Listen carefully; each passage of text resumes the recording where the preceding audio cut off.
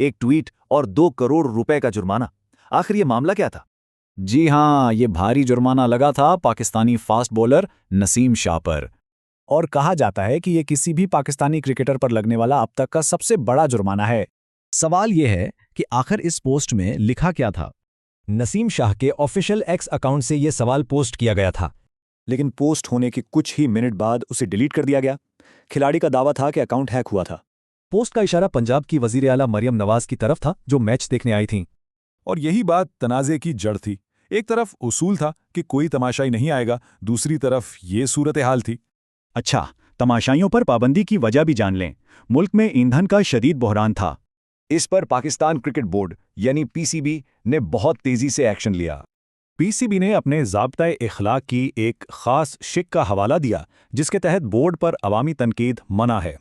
वैसे ये पहली बार नहीं है कि पीसीबी ने इस उसूल को इस्तेमाल किया हो। उससे पहले आमिर जमाल को एक सियासी नारे वाली टोपी पहनने पर जुर्माना हो चुका है।